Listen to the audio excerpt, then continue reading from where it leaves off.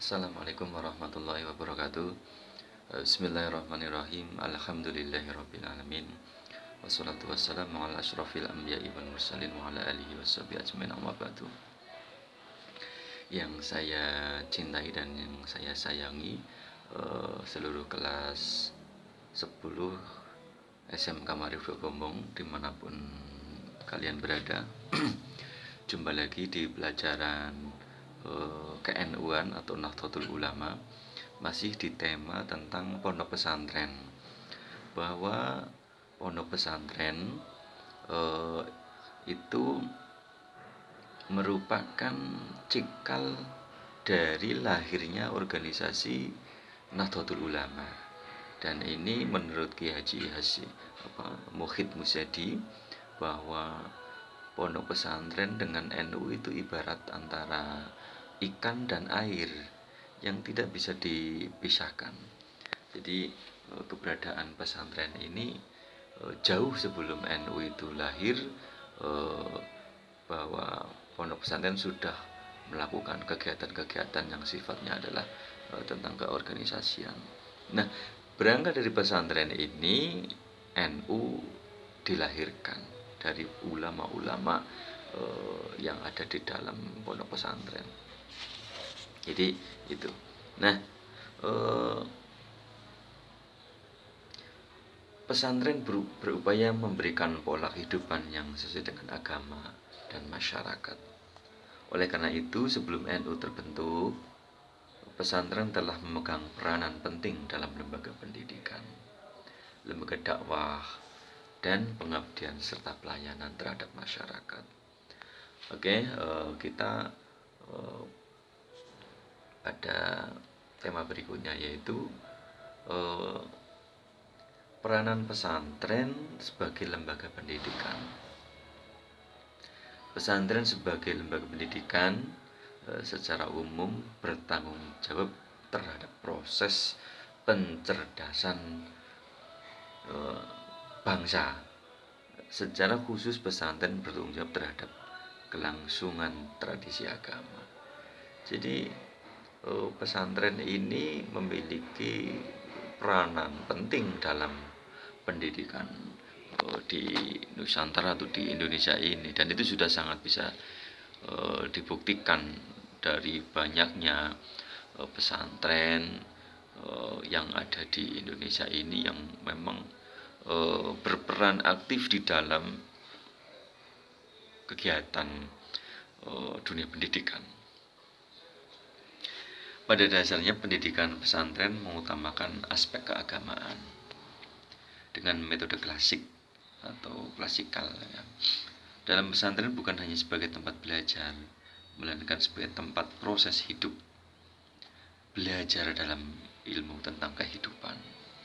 Karena di dalam pesantren pada dasarnya tidak ada pemisahan yang jelas antara sekolah dengan lingkungan hidup. Jadi pesantren itu antara lembaga pendidikan dengan lingkungan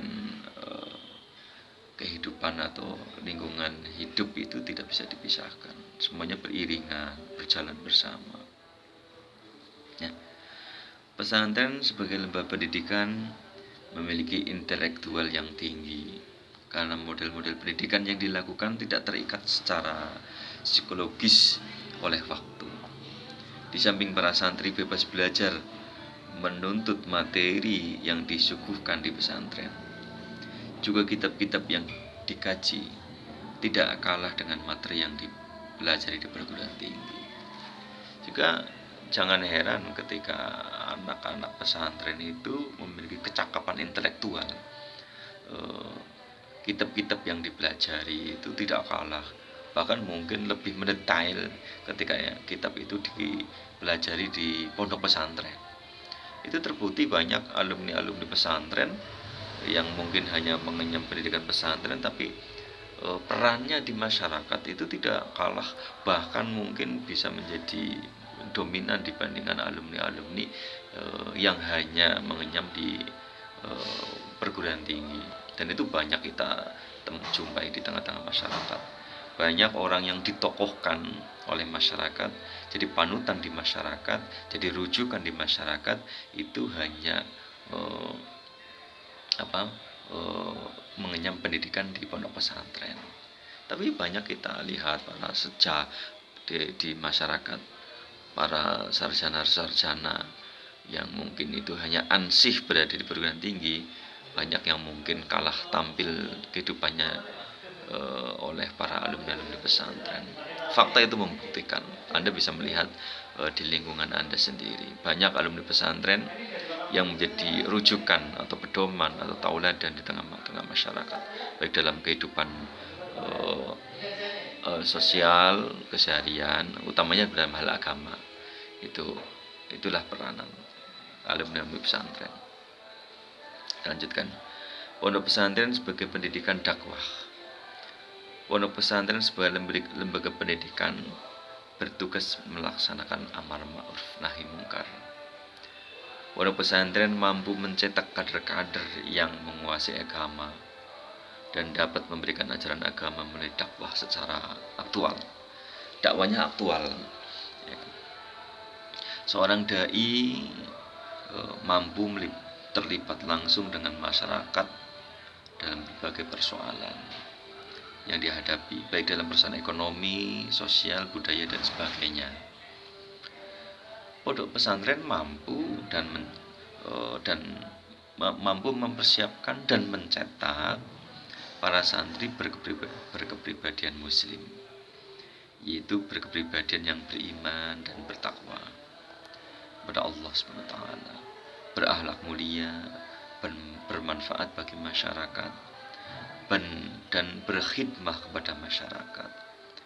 Di samping itu, lembaga pesantren mampu berdiri sendiri, bebas, teguh, dan berkepribadian menyebarkan agama, menegakkan Islam, mewujudkan kejayaan umat Islam di tengah-tengah masyarakat. Jadi inilah pesantren. Sekali lagi saya ingin menggarisbawahi kepada Anda semuanya bahwa sudah ada kemajuan yang luar biasa pesantren dibanding dengan lembaga pendidikan yang lain. Sekarang pesantren sudah mengembangkan pola-pola pendidikan yang modern. Banyak pesantren sudah membuka pendidikan formal, sudah membuka keilmuan-keilmuan selain keilmuan agama, sehingga nilainya plus, yaitu menguasai dan terampil dalam ilmu-ilmu eksak dan juga terampil dalam ilmu-ilmu keagamaan. Dia mampu dengan paham dengan tajwid, mampu dengan ilmu Al-Quran, mampu dengan nahwu syarab bahasa Arab. Dia juga mampu membaca kitab-kitab klasik dan juga mampu dalam kehidupan ekonomi, kerakyatan, wirausaha. Nah, ini pondok pesantren. Jadi tidak sebuah nilai yang sangat lebih, yang sangat plus ketika Anda berada di pesantren atau Anda memiliki karakter-karakter seperti halnya anak-anak yang berada di pondok pesantren. Mandiri, tanggung jawab, jujur, ikhlas, tidak mengenal keluh kesah, ya, semuanya bertekad bahwa kehidupan harus dilalui dengan tanggung jawab dan kemandirian. Ini barangkali nanti kita lanjutkan pada sesi berikutnya. Terima kasih. Wallahul muwaffiq ila aqwamit thoriq. Wassalamualaikum warahmatullahi wabarakatuh.